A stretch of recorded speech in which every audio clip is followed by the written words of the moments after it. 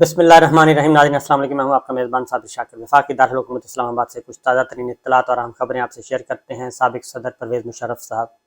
انتقال کر گئے، پہلی خبر ان کی، اور اس کے بعد پھر ایک دو اور اہم خبریں ہیں، کیونکہ موجودہ army chief general Asim Munir صاحب کے بارے میں بھی آپ کو آگاہ کرنا ہے۔ وہ ایک انتہائی اہم ترین دورے پر نکلے ہیں، اور ان کی دیگر مصروفیات برطانیہ میں کیا ہوں گی۔ اور 5 روزہ طویل یہ وزٹ ہے، 5 دورہ طویل وزٹ ہے، اور یہ ان کا پہلا دورہ برطانیہ ہے چیف آف آرمی سٹاف بننے کے بعد۔ کچھ اور پولیٹیکل ڈیولپمنٹس ہو رہی ہیں، اس کے بارے میں بھی، لیکن سب سے پہلے سابق صدر پرویز مشرف صاحب، general retired Pervez Musharraf army chief رہے، chairman joint chief of staff committee رہے، اور چیف مارشل لا ایڈمنسٹریٹر رہے، چیف ایگزیکٹو رہے۔ 12 اکتوبر 99 کو انہوں نے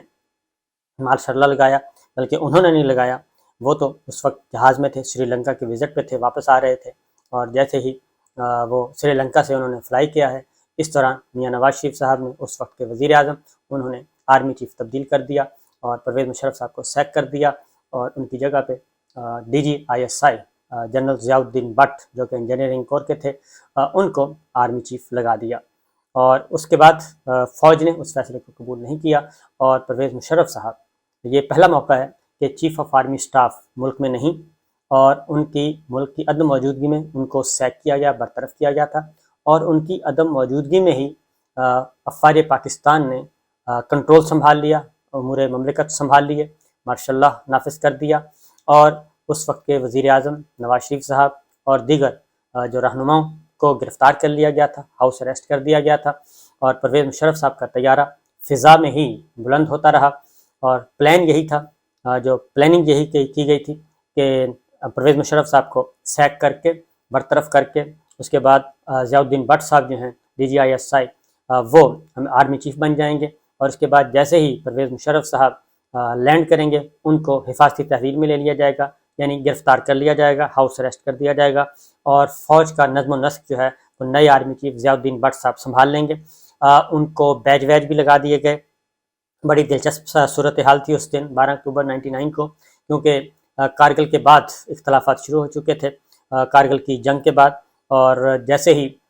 یہ بڑھتے گئے، معاملات بڑھتے گئے، جہانگیر کرامت صاحب سے پہلے chief of army staff Jahangir کرامت صاحب نے تجویز دی تھی نواز شریف صاحب کو، اس وقت کے وزیر اعظم کو، اپنے ایک تقریب میں، یعنی کہ ایک ڈسکشن ہو رہی تھی، وہاں پہ انہوں نے کہا کہ پاکستان کے معاملات بہت ہی اس وقت سیکورٹی کے سچویشن، تو اس وقت کا تقاضا ہے کہ ایک نیشنل سیکورٹی کمیٹی بنائی جائے،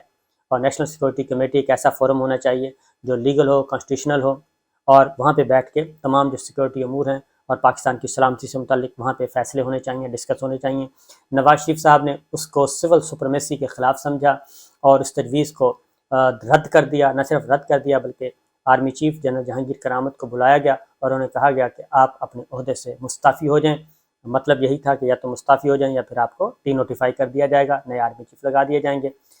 انہوں نے باعزت طریقے سے استعفیٰ دے دیا، اور ان کی جگہ پہ جنرل ریٹائرڈ پرویز مشرف صاحب کو، اس وقت ظاہر لیفٹیننٹ جنرل تھے، ان کو لگا دیا گیا۔ SHG اسپیشل سروسز کے یہ سے تعلق رکھتے تھے، ان کو پہلے آرمی چیف لگایا گیا، پھر chairman joint chief of staff committee بھی لگا دیا گیا، 2 کیپس دے دی گئیں۔ اور اسی دوران کارگل کا معاملہ ہوا، کارگل سے اختلافات شروع ہوئے، لیکن وہ اختلافات بڑھتے گئے، اور بالآخر نواز شریف صاحب نے ان کو فارغ کر دیا۔ اور وہ سارے کا سارا پلان جو تھا، اس سے پہلے ضیاء الدین بٹ صاحب کو آرمی چیف بنانے سے پہلے نواز شریف صاحب نے ضیاء الدین بٹ سے ہی کہا، DGISI تھے، یہ ذہن میں رکھیے گا کہ اگر آپ کو آرمی چیف بنائیں تو پتہ کریں کہ فوج میں کوئی انریسٹ تو نہیں ہوگا، آپ کی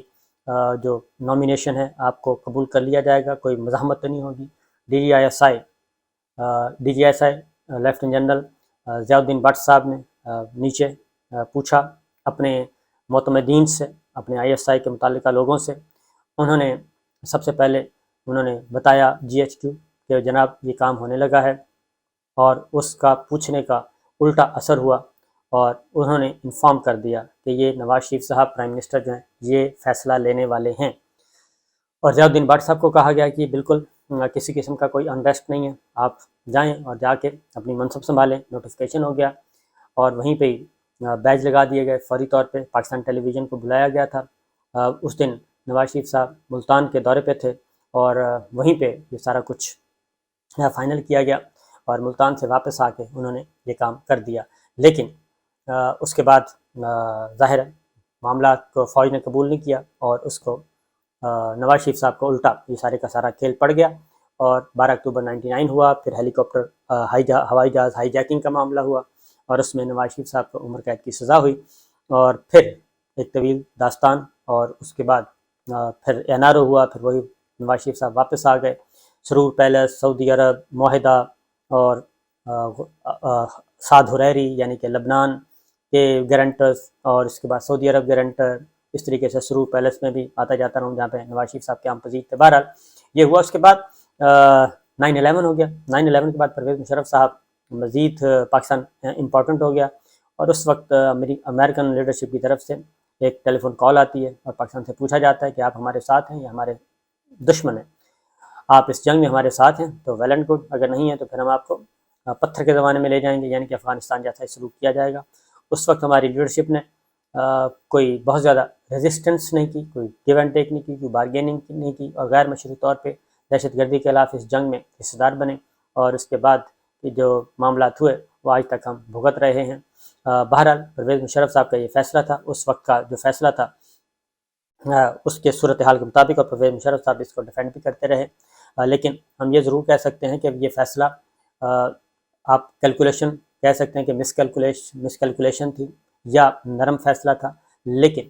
پرویز مشرف صاحب کے لیے کم از کم یہ ہم نہیں کبھی کہہ سکتے کہ وہ خدا نخواستہ پاکستان کے دشمن تھے یا پاکستان کے خلاف کوئی سازشوں کے تانوں بانوں میں شریک تھے، یہ چیز نہیں تھی۔ وہ ایک بڑے تگڑے جرنیل تھے، اور کارگل ان کے کریڈٹ پہ تھا، 65 کی جنگ میں بھی، 71 کی جنگ میں بھی لیا حصہ انہوں نے، اور دلی کے میں ان کی پیدائش ہوئی، اور بنگلہ دیش میں انہوں نے بہت زیادہ سرو کیا، یعنی کہ مشرقی پاکستان میں ڈھاکہ وغیرہ میں، اور اس کے بعد سید پرویز مشرف صاحب پورا نام ان کا۔ تو بہرحال پھر آج ان کی وفات ہوئی ہے، تو نواز شریف صاحب نے صرف اتنا ہی لکھنا گوارا کیا کہ انا للہ و انا الیہ راجعون، اور اس کے بعد یہ جب ہوا NRO انہوں نے دیا، جو وہ اپنی زندگی میں سمجھتے ہیں کہ وہ سب سے بڑی غلطی ہے ان کی، بہت ہی بڑی غلطی، انہوں نے یہ NRO دیا پیپلز پارٹی کو بھی اور نواز شریف صاحب کو بھی، اور ان کو واپس لے کے آئے، جس کا خمیازہ ان کو بھگتنا پڑا۔ پھر ان کے خلاف پھر انہوں نے 3 نومبر 2007 کی ایمرجنسی افتخار چودھری صاحب چیف جسٹس آف پاکستان اور آنریبل ججز کو انہوں نے سیک کیا، ڈسمس کیا۔ یہ ان کی اس سے بھی بڑی غلطی تھی، کیونکہ صورتحال ان کے ہاتھ سے نکلتی جا رہی تھی اور نکل چکی تھی، لیکن وہ ان سارے معاملات سے بے خبر تھے، اور ہمیں بہرحال سب کچھ علم تھا، باہر جو سچویشن تھی ویسے ہی لگتا تھا کہ پرویز مشرف صاحب کا جو اقتدار ہے وہ غروب ہو رہا ہے، لیکن ان کو اس کی کانوں کان خبر نہیں ہوئی، اور ایسا ہی ہوتا ہے اقتدار کے ایوانوں میں، جب اقتدار کے بڑے بڑے ایوانوں کے مکین ان کی چھٹی ہو رہی ہوتی ہے تو ان کو اس بات کا ادراک نہیں ہوتا۔ تو بہرحال پرویز مشرف صاحب کے آپ 100 اختلاف کر سکتے ہیں، لیکن سب سے بڑا ایک یہ جو اس وقت آپ الیکٹرانک میڈیا کا انقلاب دیکھ رہے ہیں پاکستان میں، electronic media, private T V channels, یہ انہی کے دور میں آئے، انہوں نے ہی لائسنس دیے، انہوں نے ہی یہ اظہار آزادی کا پرچار کیا، اور انہوں نے فریڈم آف ایکسپریشن اور اس فریڈم کو جو کانسٹیٹیوشن رائٹ ہے اس کو انہوں نے بڑے دھڑلے سے اس کو پروموٹ بھی کیا۔ تمام ٹی وی چینلز لائسنس دیے گئے جو اس وقت آپ جتنا بھی دیکھ رہے ہیں۔ اس کے بعد کم از کم میڈیا برادری کو، میڈیا کمیونٹی کو بہت ممنون ہونا چاہیے پرویز مشرف صاحب کا، کیونکہ پہلے جو میڈیا کے لوگ تھے وہ کوئی اتنے خوشحال نہیں ہوتے تھے۔ انفیئر مین سے تو آپ بہت کچھ کر سکتے ہیں، لیکن فیئر مین سے آپ کو کچھ حاصل نہیں ہوتا تھا، تو اس سے ایک روزگار کے مواقع پیدا ہوئے، اور پاکستان کا جو ہے پاکستان کا پرسیپشن وہ پوری دنیا میں، اور یہ ایک کام کیا ایک ملٹری ڈکٹیٹر نے، یہ ان کے کریڈٹ پہ جاتی ہے بات۔ لیکن جو اس کے بعد ہوا انہوں نے اس کے دور میں ان کے دور میں بہت کچھ ہوا، پھر ٹی وی چینلز کو بند بھی کیا گیا، لیکن کم از کم یہ اس وقت 9-10 مہینوں میں جو کچھ ہو چکا ہے پاکستان کے میڈیا کے ساتھ، پاکستان کے ٹی وی چینلز کے ساتھ، اتنا ظلم و ستم کبھی بھی نہیں ہوا، اتنا ظلم و ستم پرویز مشرف صاحب کے زمانے میں بھی نہیں ہوا تھا جتنا ظلم و ستم اس 9-10 مہینوں میں ہو چکا ہے۔ اس کے علاوہ ہم نے پرویز مشرف صاحب سے ایک دفعہ انٹرویو کیا، کیونکہ ہمیں معلوم تھا کہ ان کو نکالنے میں یہ افتخار چودھری صاحب کی وکلا تحریک تھی، یہ بھی ایک طرح کی ایک ہائیبرڈ تھی، ہڈن، اور اس کا مقصد یہی تھا کہ پرویز مشرف صاحب کو اقتدار سے باہر کرنا ہے۔ تو ایک دفعہ ہم دبئی گئے PSL کا میچ دیکھنے، میں اور عارف حمید بٹی صاحب۔ وہاں پہ پرویز مشرف صاحب سے ہم نے تقریباً انٹرویو کیا، طویل انٹرویو کیا، اور وہ 2 حصوں میں 2 پروگرامز کی صورت میں نشر ہونا تھا۔ 80 منٹ کی ٹوٹل ڈیوریشن تھی اس کی، 40 منٹ کے 2 پروگرام ایئر ہونے تھے۔ اور اس میں پرویز مشرف صاحب سے ہم نے پوچھا کہ آپ کو یہ کب پتہ چلا کہ آپ کا اقتدار جو ہے آپ کا ختم ہو رہا ہے، اور آپ کے اقتدار کو ختم کرنے میں آپ کے کچھ اپنے ساتھی بھی اس میں شامل تھے۔ پرویز مشرف صاحب نے کہا کہ مجھے اطلاعات ملتی رہتی تھیں، مجھے بتاتے رہتے تھے، کیونکہ انہوں نے بتایا پھر کیانی صاحب کے بارے میں کہ مجھے پتہ چلتا رہتا تھا، لیکن میں ان کی باتوں پہ یقین نہیں کرتا تھا، کیونکہ میں سمجھتا تھا کہ فوج میں ڈسپلن ہے اور یہ ایسا ہو نہیں سکتا، کیونکہ کیانی صاحب کو DGISI تھے کیانی صاحب، اور پھر انہوں نے ان کو vice chief of army staff بھی بنا دیا تھا اور نامینیٹ کر دیا تھا۔ اپنے جیسے ہی انہوں نے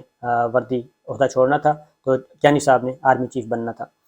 تو اس پہ وہ کافی انہوں نے بیک گراؤنڈ بتایا، بڑی ڈیٹیلز بتائیں، اور انہوں نے بتایا ایک بات بڑی کہ جب سے انہوں نے کہا کہ کیانی صاحب جب سے میں اپنے عہدے سے الگ ہوا ہوں تو مجھے کبھی بھی کیانی صاحب نے کال نہیں کی، اور کیانی صاحب نے کبھی بھی رابطہ نہیں کیا، اور اس پہ مجھے بڑی حیرت ہے اور مجھے افسوس بھی ہے، اور یہ کچھ ہوا۔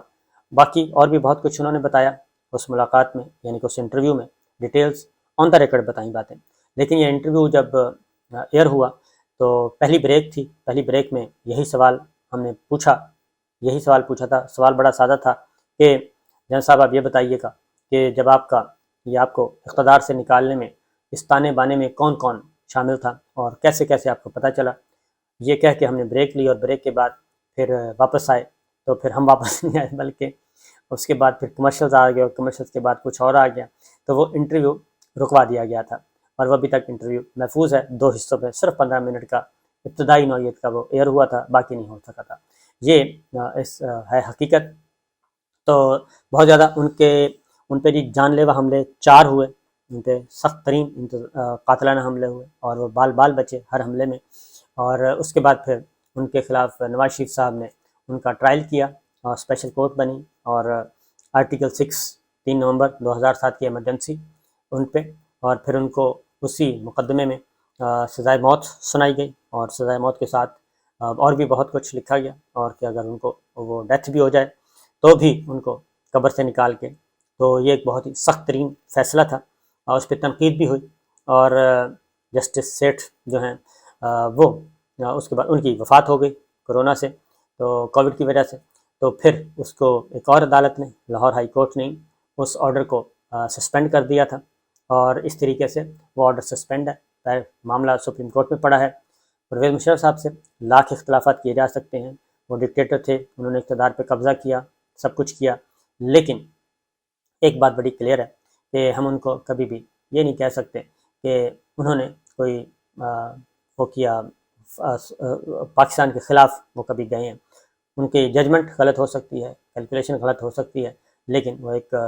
پاکستانی تھے۔ لیکن ایک بدقسمتی ہے کہ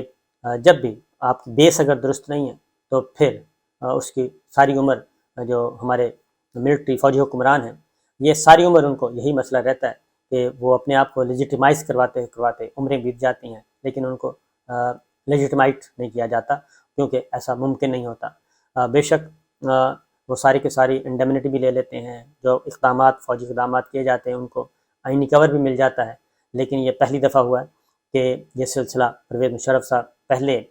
چیف آف آرمی اسٹاف تھے جن کو آرٹیکل 6 کا سامنا کرنا پڑا، اور ان کو سزائے موت عدالت نے سنائی، اور بعد میں وہ پھر ایک اور عدالت نے ان کو سسپینڈ کیا، لیکن سپریم کورٹ میں وہ معاملہ پینڈنگ ہے۔ یہ ایک المیہ تھا جو اس لیے اب دوبارہ باجوہ صاحب کے بارے میں بتا دوں کہ باجوہ صاحب کے خیالات مقدسہ جو ہیں وہ پرویز مشرف صاحب کے بارے میں کوئی اچھے نہیں تھے، کیونکہ ہماری جب ان سے ملاقات ہوتی تھی تو وہ ان کو مناسب نہیں سمجھتے تھے، اور ان کے اقدامات کو خاص طور پہ کارگل پہ بھی تنقید کرتے تھے، اور بے شک آخری دنوں میں انہوں نے حاصل کرنے کی کوشش کی، ان کا سیاسی فائدہ حاصل کرنے کی کوشش کی پرویز مشرف صاحب کو واپس لانے کے لیے، لیکن وہ صرف سیاسی فائدہ ہی تھا، اس کے علاوہ کچھ نہیں، کیونکہ نجی محفلوں میں وہ بالکل اس کے اوپوننٹ رائے رکھتے تھے، اور وہ یہ بھی کہتے تھے باجوہ صاحب پرویز مشرف صاحب اگر وردی نہ اتارتے تو ان کا حشر یہ نہ ہوتا. تو کیوں وردی اتاری؟ تو مطلب یہ تھا کہ میں نے بھی وردی اتارنی نہیں ہے، میں بھی اس کو کنٹینیو کروں گا. تو اس طرح کی باتیں بھی تھیں. بہرحال اگلا جو وزٹ ہے جی، army chief general Asim Munir صاحب 5 روزہ دورے پہ برطانیہ پہنچ چکے ہیں. ان کا یہ پہلا وزٹ ہے اور 5 دن کا ہے، اور ان کی یہاں پہ ان کیمرہ بند کمروں میں ملٹری برطانوی ڈیفنس ٹیم کے ساتھ، یعنی کہ اپنے ہی کاؤنٹر پارٹ سے اور ڈیفنس منسٹر سے اور باقی ان کی بہت ہی اہم ترین انگیجمنٹس ہیں دونوں ملکوں کے درمیان. اور خاص طور پہ روس یوکرین کی جنگ، اس پہ بہت زیادہ کنسرن ہے مغربی ممالک کو، وہ بھی زیر بحث آئیں گی. اور برطانیہ اور پاکستان کے آپس کے معاملات، اور پھر اس سے بہت زیادہ کیا سرائیاں بھی کی جا رہی ہیں کہ چونکہ یہاں پہ موجود ہیں ہمارے ادروائز بھی پولیٹیکل لیڈر موجود ہیں، نواز شریف صاحب موجود ہیں. تو جب بھی کوئی آرمی چیف یہاں پہ آتے ہیں، باجوہ صاحب بھی آئے تھے، اس وقت بھی بہت ساری کیا سرائیاں کی گئی تھیں. لیکن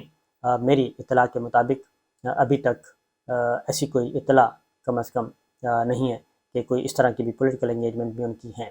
بہرحال اگر کوئی ہوئی تو انشاءاللہ ضرور بتائیں گے. تو دیکھتے ہیں آگے ہوتا ہے کیا. اجازت دیجیے، اللہ حافظ.